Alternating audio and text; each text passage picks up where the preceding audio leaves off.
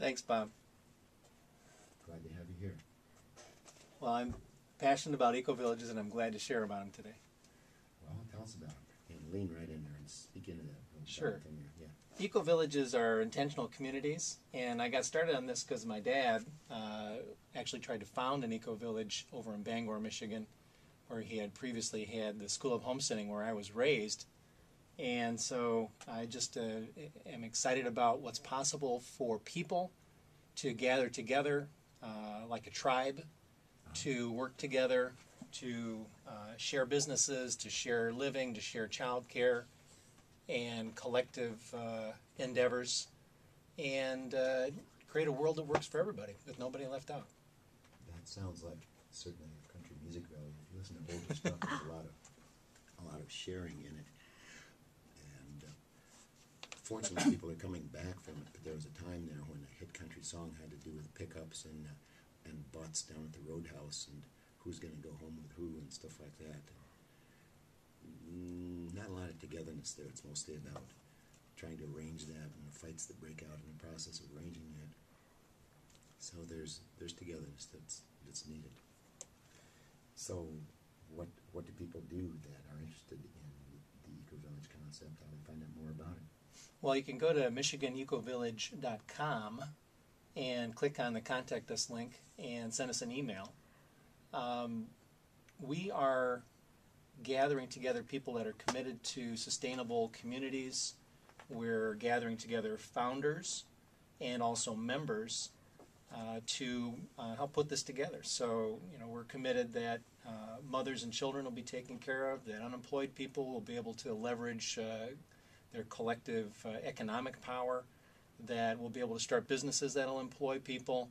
It's about making a difference for people. So as a nurse, I'm hardwired to make a difference, and now I'm expressing that through this model. And That sounds wonderful. yeah, so we trained 5,000 people for careers, and our school has since closed. So now we find ourselves unemployed, just like the people that we trained. And so we're looking at what is next, what is possible for people. And as we create our new businesses, what is it that we're going to create that makes a difference for the maximum number of people? How do we create a sustainable culture, a sustainable society that just is self-replicating? What's possible? Sounds infinitely possible to me. So the people that would be interested in your website, they would go there, and what kind of people would those be? Anybody that would like to be a member of the EcoVillage. EcoVillages are 150 people. We are committed that we'll have an EcoVillage in the city of Flint, an EcoVillage in the city of Detroit, urban EcoVillages. We're also committed to having rural EcoVillages that support those urban communities of 150 people. So really we're trying to gather 600 people and boards of at least 5 directors to start putting that together and creating the mechanisms that will make that workable. Okay, I understand boards of directors in the usual concept. What would people that aren't on the board of directors be doing in their involvement with the EcoVillage? Right now we're pulling together people with different skill sets, looking to see what are the gifts and talents that people can bring.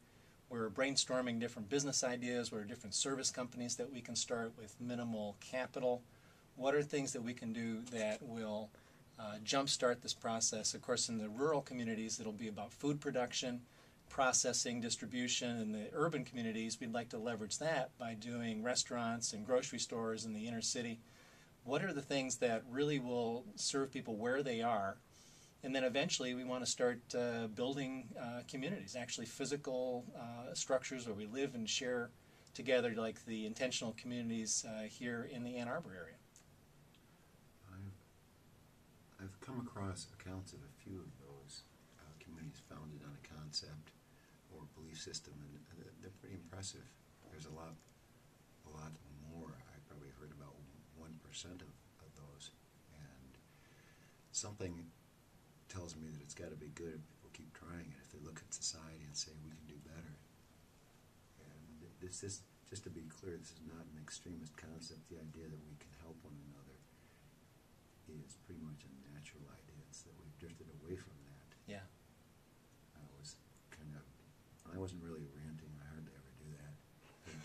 But talking to Manos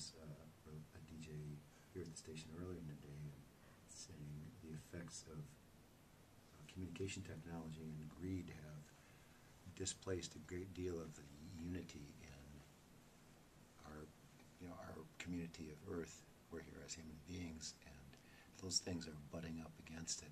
There's an incredible competition for what are, in the long run, pointless reasons. Who gets to tag who, and who gets to say to who. Who's got the stuff? It's pretty gross. It just makes a lot more sense for people to band together like in a tribe and take care of each other. And so, we're pooling our resources, our skills, our money as a collective and starting new businesses. Let's, those communities, tribal type of communities, have served us well over many, many eons. So what works in this culture where we can gather together? All right. So anybody else associated with this project? Yeah, well, I've got 23 people that are currently signed up as supporting it. I have about 10 directors already enrolled, and about 100 people following us on Michigan EcoVillage on Facebook. And website just went up, so we're expecting that we'll get a lot of interest in this project. Well, I'll be on board there. Thanks. Yeah, I'm happy to climb on that wagon for sure. And I do have to know, will there be music and singing and dancing involved in this? There will be music and singing and dancing. And I want to acknowledge you, Bob. It was fun making music with you recently. You definitely sound like Jeff Beck on the guitar. However, I do not sound like Josh Stone, even with my falsetto. That's all right. There's room for everybody. That's part of what makes harmony. Harmony is each part is different, right? Yeah. Otherwise, it would sound like we don't sound the same. I can tell your voice from the next person. Good. Yeah. All right. Well, I do have some music that seems appropriate, and we'll certainly close with that. It moves me to tears when I hear some versions of it, and this one especially. It's the song "Let's Get Together." I believe the composer is Jesse Colin Young, but it's a song by the band the Youngbloods, and a wonderful duo called Rock Paper Scissors performed it right here in the studio a few weeks ago. And this will actually be, I think, it'll be the first time it's aired since then. I haven't even gotten a copy of it to them, but they just do a beautiful version of it. Beautiful. Thanks, Bob. Yeah, sure. Anything you'd like to add before we close out here? Well, I love you. I appreciate you. Thanks for getting this word out. Well, thank you. I'm glad to do that. I've been talking to Mr. Karl Kaufman, founder of, I'm going to let you say it. I say EcoVillages. There's probably more to it. You clearly identified. So could you say the name? Yeah, MichiganEcoVillage.com. Okay. And who would you like to visit that? Everybody. Okay. And they can join up, and they're essentially saying what we believe in making society work. That's right. Including music, singing, and dancing. Absolutely. All right. I'm there. I am there. All right. Thanks very much for stopping by, Karl. Thank you, Bob. Yeah, that's Mr. Karl Kaufman. I expect to have the Rockabilly Poet stop by later in the show. And as promised, we'll hear from Rock, Paper, Scissors with Let's Get Together.